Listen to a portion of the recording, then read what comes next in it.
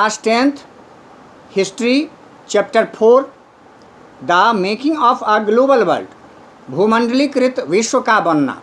Dear students, today I will teach you about some important facts related from this chapter in this video, like the 19th century world economy takes shape। आज मैं इस video में आपको विश्व की अर्थव्यवस्था एक नए आकार ले रही थी 19वीं शताब्दी में, इसके बारे में मैं आपको बता रहा हूँ। So open your book, pay attention and listen to me carefully. Okay, a world economy take shapes, विश्व की अर्थव्यवस्था एक नया आकार ले रही थी। To understand this victory first we need to understand the changing pattern of food productions and consumptions in industrial Europe and Britain. यूरोपीय देशों में एक नए तरीके से खाद्य वस्तुओं का उत्पादन और उसका उपभोग आदि एक नया रूप ले रहा था। इस क्रम में सबसे पहले हम ब्रिटेन की बात करेंगे। All the countries have been striving to become self-sufficient in matter of food, but Britain take the path of food self-sufficiency at that time. Then the standard of living of its people would have fallen and social tensions would have spread। विश्व स्तर पर में एक सामाजिक तनाव उत्पन्न हो गया था ब्रिटेन के खाद्य उत्पादन को लेकर।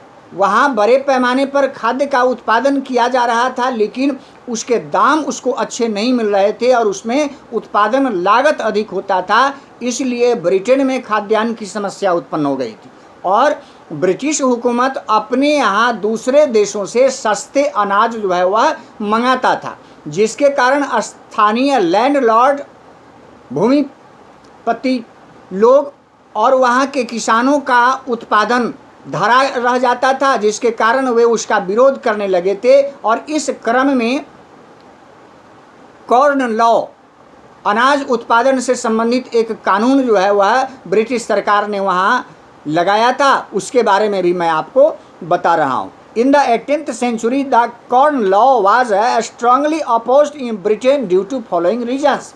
वहाँ कॉर्न लॉ जो लागू किया गया था ब्रिटेन में, वहाँ के स्थानीय किसानों ने इसका बड़े पैमाने पर विरोध करना शुरू कर दिया था। कॉर्न लॉ क्या था? तो इसमें due to restrictions on import of food grains from foreign countries, people were not getting food stuff even at high prices. The corn law was imposed to ban imports. इसके अंतर्गत स्थानीय किसानों को, जैसा कि हमने आपको बताया कि उचित दाम नहीं मिल पाता था, ऊंचे दाम नहीं मिल पाते थे और विदेशों से, दूसरे देशों से आयातित अनाज जो है वह सस्ते होते थे, इसलिए वहाँ एक प्रकार से जो है सो विरोध किया जाने लगा। और इस तरह से किसानों के दबाव के कारण इस पर कॉर्न लॉ को वापस लिया गया। Corn law and their abolitions, British सरकार ने उस कानून को जो है सो फिर बाद में समाप्त कर दिया था। और इसके बाद क्या हुआ कि डिक्लाइन इन फूड प्राइसेस, अनाज के दाम जो है वह कम होने लगे। और दूसरी बात की वहाँ की जनसंख्या जो है वह बढ़ने लगी। The rapid population growth of England in the 18th century increased the demand for food grains. जब तेजी से जनसंख्या बढ़ने लगी तो स्वाभाविक था कि खाद्यान्न की मांग जो है सो बढ़ने लगी। Industrial progress slowed down the agriculture productions, और औद्योगिक उत्पादन जो कृषि पर आधारित था, ये सब भी जो है वह ठप पड़ने लगा, कमज़ोर पड़ने लगा। ये बहुत सारी समस्याएं थी। और to remove the shortage in agriculture productions, there was need for different measures to be taken, which as are follow। और इस तरह से कृषि उत्पाद जो थे उसमें भी कमी आने लगी। To prepare new land for agriculture and to arrange workers for it, नए खेतों की व्यवस्था करना और उसमें कामगार की व्यवस्था करना, ये सब इनमें कमी आती थी, जिसके कारण ऐसा होता था। It was necessary to link agriculture fields to ports and railway regions so that produced goods could reach the required place. और रेलवे के विस्तार के कारण जहाँ दूसरे क्षेत्रों में जो है सो भोजन की आवश्यकता होती थी, वहाँ वस्तुओं को पहुँचाना एक सबसे बड़ी चुनौती थी। For carriage of goods in greater quality, new docks were constructed and old ones need to be extended। और वस्तुओं को ढोने ले जाने के लिए और उसके भंडारण के लिए नए नए जो बंदरगाह थे, उसकी मरम्मती का कार्य जो है सो होने लगा। ये बहुत सारी बातें होने लगी। There was need for capital to fulfil the above mentioned tax. और इन सारे कार्यों के लिए बड़े पैमाने पर पूंजी की आवश्यकता होती थी। इस क्रम में टेक्नोलॉजी भी महत्वपूर्ण भूमिका निभाई। Technology also played an important role in changing world economy. विश्व की अर्थव्यवस्था को परिवर्तित करने में तकनीकी भूमिका भी बहुत बड़ी चीज़ थी। The rapid development of technology and its decentralisation proved fruitful. Food grains started reaching distant places to the needy people. और तकनीकी विकास के कारण जो है सो बड़े पैमाने पर एक जगह से दूसरी जगह जो है वह खाद्य पदार्थ आसानी से पहुंचाए जाने लगे। और इस क्रम में railway and ships played a key role in transporting all types of goods swiftly from one place to another. All these factors together materialized the dream of global economy। और इस तरह से वैश्विक स्तर की जो अर्थव्यवस्था थी वह विकसित होने लगी। जैसे पहले मांस का जो व्यापार होता था, मीट ट्रेड, उसमें बड़े बड़े जानवरों को जिंदा एक जगह से दूसरे जगह जो है सो जहाज पर और रेलवे में लाद करके भेजा जाता था, जो ज़्यादा जगह घेरता था और ज़्यादा समय लेने के कारण वे जानवर बीमार पड़ जाते थे, मर जाते थे। अब उसकी जगह जो है सो रेफ्रिजरेशन का आविष्कार हुआ, रेफ्रिजरेटर और बहुत सारी ऐसी व्यवस्थाएं। तो उसमें इन जानवरों के मांस को काट कर पैक करके प्रोसेसिंग करके और इसके बाद इस डीप फ्रीजर में डाल करके और उसको सुरक्षित दूसरी जगह पहुंचाया जाने लगा। Many animals died on the way और फील सिक। जैसा कि हमने आपको बताया था कि बहुत सारे जानवर ऐसे बीमार पड़ जाते थे और इस तरह से मारे जाते थे। बाद में टेक्नोलॉजी के कारण ऐसा हुआ तो उनके मांस को सुरक्षित 6 महीना तक सुरक्षित रखा जाता था और दूसरे जगह भेजा जाने लगा। तो ये टेक्नोलॉजिकल रोल था जो जिसके कारण अर्थव्यवस्था विकसित होने लगी। Then food production increased in Russia, America, Australia etc. और रूस, अमेरिका, ऑस्ट्रेलिया और अन्य यूरोपियन कंट्री में भी बहुत सारे खाद्य उत्पादन शुरू हो गए। Migration from Europe to America and Australia. और इस क्रम में लोगों का आना जाना भी शुरू हो गया। बड़े पैमाने पर लोग एक जगह से दूसरी जगह आने जाने लगे।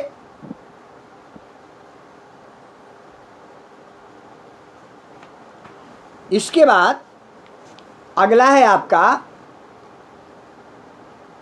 19th century world 1815 to 1914। 19वीं शताब्दी में विश्व के अंदर क्या क्या परिवर्तन हुआ, पॉइंट वाइज आप सुनिए। 1815 ईस्वी से 1914 ईस्वी के बीच, during the period of 1815 to 1914। First point, sub points for you, colonialism, उपनिवेशवाद। बहुत सारे देश में इंडस्ट्रियलाइजेशन शुरू हुआ और इसके बाद जो है वह औपनिवेशिक विस्तार जो है वह होना शुरू हो गया। Industrialisation created new needs for raw materials, market, etc। उद्योगों के विकास के कारण वहाँ जो कच्चे माल की आवश्यकता थी, इसके लिए नए नए देश, जगह और उत्पादित माल को बेचने के लिए बाजार खोजे जाने लगे। इसी कारण से उपनिवेशवाद का विस्तार हुआ। Painful economic, social, ecological changes, जिसका परिणाम यह हुआ अर्थव्यवस्था के क्षेत्र में एक अजीब तरह का जो है सो दर्दनाक स्थिति उत्पन्न हो गई। सामाजिक और पारिस्थितिकी परिवर्तन भी देखने को मिला। Loss of livelihood and freedoms, लोगों का रहन सहन और जीवन स्तर जो है वह परिवर्तित होने लगा और उनकी आज़ादी उनसे छीनने लगी। उपनिवेश के विस्तार के कारण एक देश के लोग दूसरे देश के गुलाम होने लगे।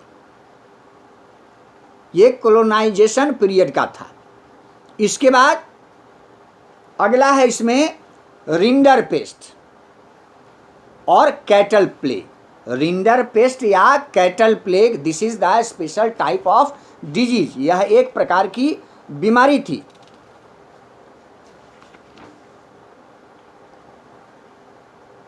रिंडर पेस्ट और कैटल प्लेग मवेशियों से फैलने वाली यह बीमारी थी और इसमें rinder paste was a fast spreading disease of cattle plague, है ना, पशुओं से फैलने वाली एक बीमारी प्लेग की तरह थी, चूहों वगैरह से फैलता था यह और तेजी से फैलने वाली यह संक्रामक बीमारी थी।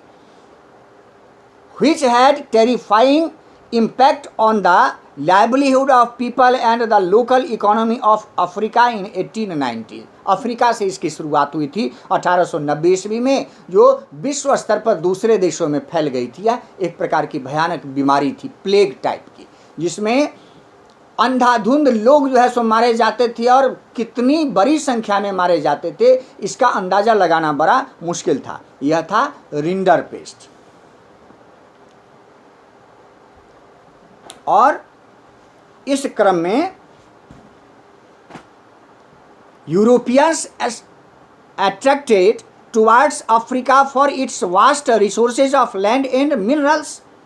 Europeans used various methods to retain and recruit labor।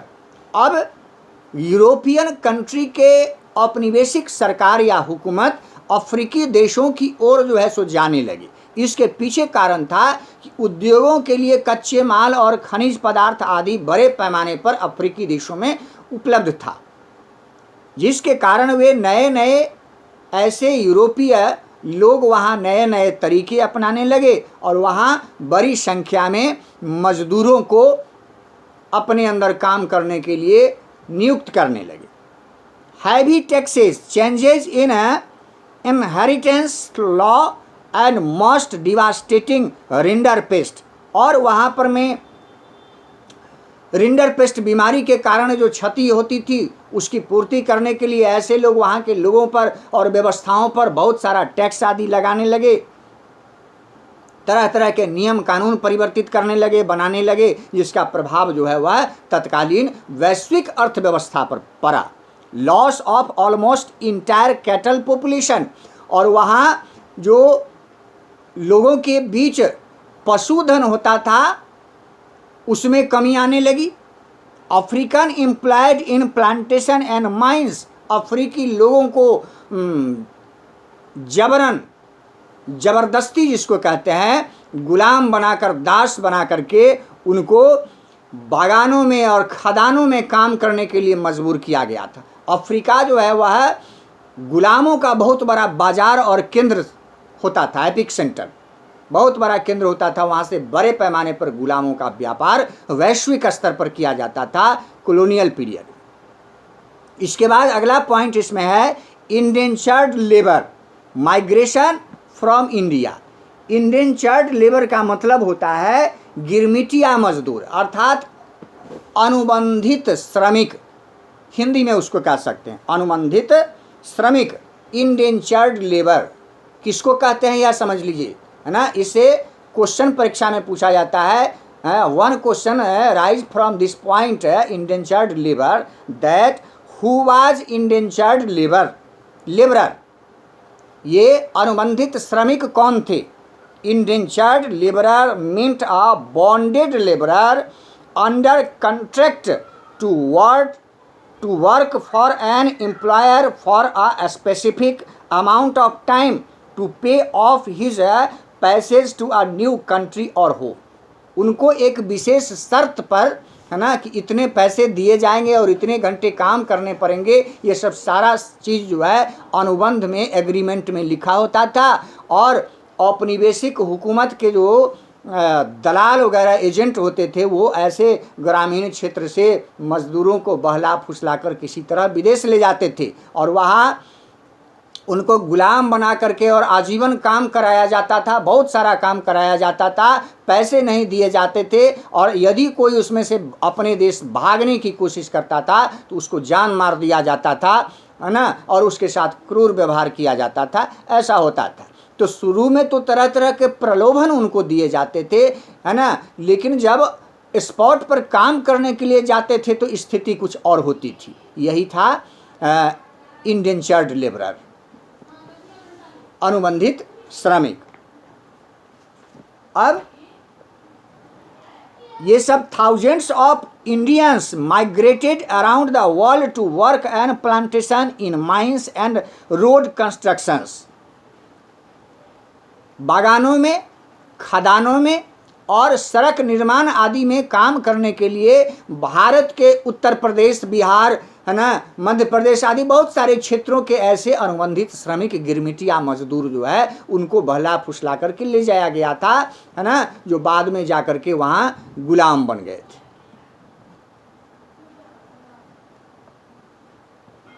इसके बाद अगला है इंडियन इंटरप्रेन्योर अब्रोड। भारतीय बिचौलिए और दलाल आदि भी, एजेंट आदि भी इसमें इस कार्य के लिए नियुक्त होते थे। इमरजेंस ऑफ इंडियन बैंकर्स, इस क्रम में भारतीय बैंकर्स जो थे, है ना, सेठ साहूकार और कर्जदार, वे भी उद्योग धंधों में, व्यापार में, अन्य क्षेत्रों में पैसा इन्वेस्ट करने लगे।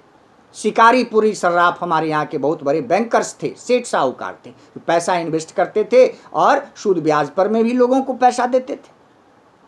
Financed export of agriculture to centre and south east Asia. South east Asia और मध्य एशियाई देशों में भी वे अपने पैसों को जो है वह इस व्यापार में लगाते थे, भेजते थे। Transferred money to long distance, और दूर दराज के क्षेत्रों तक भी वे पैसा जो है वह भेजते थे। आज भी हमारे यहाँ हवाला जो आप सुने होंगे, हवाला के माध्यम से ये गलत तबके के लोग, आतंकवादी आदि जो लोग होते हैं ना, वो लोग इसमें जो है सो पैसा इन्वेस्ट करते हैं और भेजते हैं। ये गलत तरीका है ना। We should always avoid such type of money lending. इसके बाद developed corporate organisations, Shikarpuri Sarraf, Nattukottai, Chettiars, Hyderabadi, Sindhis, ये सब कुछ ऐसे पूंजीपति वर्ग के लोग थे जो बड़ी मात्रा में अपने पूंजी इसमें इन्वेस्ट किए थे। Indian trade, colonialism and global system, भारतीय व्यापार, उपनिवेशवाद और वैश्विक व्यवस्थाएं। हमारे यहाँ भी जो अंग्रेजी शासन चला था, आप जानते हैं कि अंग्रेज लोग हमारे यहाँ व्यापारी बन करके आए थे और यहाँ की अर्थव्यवस्था में घुल मिल गए थे, है ना, और यहाँ का जो पॉलिटिकल सिस्टम था उसमें जो है सो वह इंटरफेयर करने लगे थे। और इस क्रम में धीरे धीरे जो है वह डिवाइड एंड रूल का नीति लागू करके एक राजा को दूसरे राजा से लड़ा करके और बहुत सारी व्यवस्थाएं करके, है ना, हमारे यहाँ जो है वह भारत की राजगद्दी को अपने अधीन कर लिया था, अपने उपनिवेश स्थापित कर लिए थे और 190 वर्ष तक वह सो भारत में उन्होंने शासन करना शुरू कर दिया था। यह इनका पुराना इतिहास है। इसके अतिरिक्त और सारे बहुत सारे पॉइंट्स हैं। इंटरवार इकोनॉमी, आंतरिक गृह युद्ध और उससे संबंधित जो है अर्थव्यवस्थाएं कैसी थी, गृह युद्ध जिसको कहते हैं, इसके बारे में अगले पॉइंट्स में, अगले वीडियो में मैं आपको बताऊंगा। इसके बाद रीबिल्डिंग अ वर्ल्ड इकोनॉमी, और विश्व की अर्थव्यवस्था ड्यू टू ग्रेट डिप्रेशन, बहुत बड़ी महामंदी के कारण जब धराशायी हो गया, तो नए तरीके से उसका पुनर्निर्माण वैश्विक अर्थव्यवस्था का कैसे किया जाने लगा। ये 2 महत्वपूर्ण पॉइंट्स मैं अगले वीडियो में आपको बताऊंगा। अभी भी आप देख रहे हैं कि due to communicable disease corona जैसी संक्रामक बीमारी के कारण अभी के समय में विश्व की अर्थव्यवस्था जो है वो ग्रेट डिप्रेशन का शिकार जो हो रही है, महामंदी का दौर अभी चल रहा है। फिर नए सिरे से इसका भी जो है सो निर्माण होगा, है ना, पुनर्निर्माण किया जाएगा अर्थव्यवस्था का। इसके बारे में अगले वीडियो में मैं आपको बताऊंगा। आज के लिए बस इतना ही। Thank you.